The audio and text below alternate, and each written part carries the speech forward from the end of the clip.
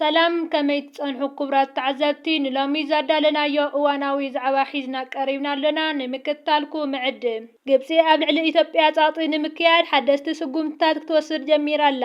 እቲ ትቀበሉ ዘላ ሜላ ኩናት ዘይኮነ ጽልዋ ካብተን መዳውቲ ኢትዮጵያ ዝኾነ ሃገራት ዕቢኻ ዲፕሎማስያዊ ዝኾነ ርክባት ምዝያድ እዩ። ነዚ ንምትግባር ምስ መዳውቲ ኢትዮጵያ ዝኾና ክልተ ሃገራት ቀርኒ ኣፍሪቃ ሓድሽ ስምምዕ ወደባት ኣኸቲማ ትርከብ። እዞም ስምምዓት እዚኦም ንግብፂ ኣብ ቀይሕ ባሕሪ ወሽመጥ ዓደንን ዝርከቡ ወደባት ከተማዕብልን ከተመሓድርን ክትቀመሉን ክሕግዝዋ ትጽቢት ይግበረሎም። ገለ ጸብጻባት ድማ ግብፂ ካብተን ወደባት መራኽብ ሓይሊ ባሕርን ወተሃደራዊ ወይ ከዓ ሓይልታት ጸጥታን እውን ክተነብር ከም እትኽእል ይግምቱ።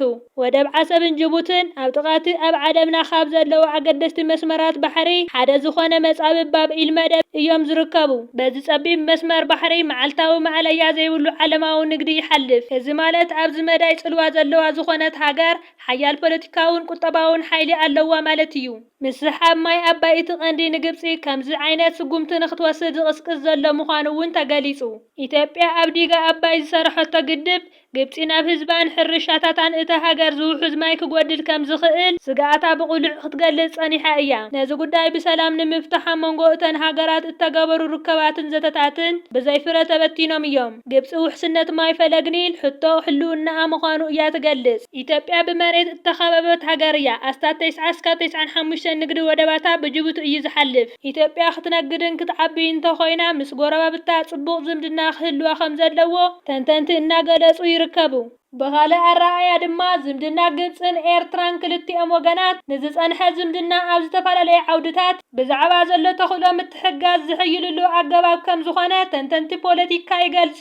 ጸብጻብ ዘናሽናል ከም ዝሕብሮ ብዘይወግዓዊ ከም ዝተፈረመ ዝግለጽ ስምምዓት ወደባት ግብፂ ነቲ ስትራቴጂካዊ ቀይሕ ባሕሪ ዝኾነ ወደብ ዓሰብ ናይ ኤርትራን ዱራለህ ናይ ጅቡትን ንመራኽብ ውግእ ዝኾነ መዕርፎ ነፈርቲ ንምፍጣርን ንኣሽቱ ወተሃደራዊ ጉጅለታት ንኽትሃንጽ ዝሕግዝ ስራሕቲ ምፍጣር ኤርትራን ጅቡትን ድማ ኣብ ባሕሪ ሃገራት ዓረብ ዓቕመን ንምዕባይን ወደባተን ክተስፍሖ ምዃና ገሊጹ።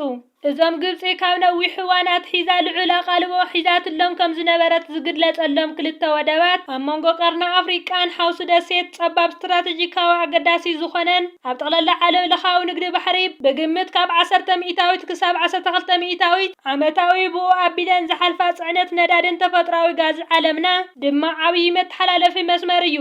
ካብ ዝሓለፈ ኣብ 2024 ግብፅን ጅቡትን ኣብ ስትራቴጂካዊ ምትሕብባረን ሓድሽ ምዕራፍ ምልክት ስምምዕ ፈሪመን ምንባረን ዝፍለጥ ኮይኑ ግብፂ እዚ ድሕሪ ካብ ኣፍሪቃ ቀዳመይቲ ማእኸል ባሕሪ ንምዃን ዘለዋ ዕላማን ከምኡ እውን ናይ ጅቡቲ ኣፍ ደገ ቀይሕ ባሕሪ ዘለዋ ስትራቴጂካዊ ኣቀማምጣን ተገንዚባ ንዝፈረመቶ ስምምዕ ኣብ ውሽጢ ንዝነበረ ናይ ንግዳዊ ዳይናሚክ ኣብ ንኡስ ዞባ ባፅዕ ንኣስታት ሓደ ወርሒ ኣብ ዝቐጸለ ስልጠና ምሕደራን መሪሕነትን ዝተሳተፉ 72 መናእሰያት ብ23 ታሕሳስ ተመሪቖም። እቲ ስልጠና ምሕደራን መሪሕነትን ውልቃዊ ዕብየትን ክእለት ምብውሃል መነቓቕሒ ንጥፈታት ክለባት ከምኡውን ኣብ ምርጋንታን ሓበራዊ ዕዮን ዘጠቓለለ ነይሩ።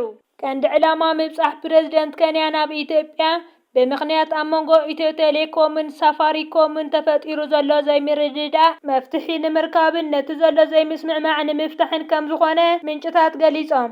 መራሒ ኢትዮጵያ ነዚ ዓብዪ ቀንዲ ምኽንያት ምብጻሕ መራሒ ፕሬዝደንት ሩቶ ክገልጽ ኣይተረኣየን። እኳ ደኣ ብኣንጻሩ መጥቀሚ ነቲ ጐዲፉ ዘሎ ዲፕሎማሲ ኢትዮጵያ ክጥቀመሉ እዩ ዝፍትን ዘሎ።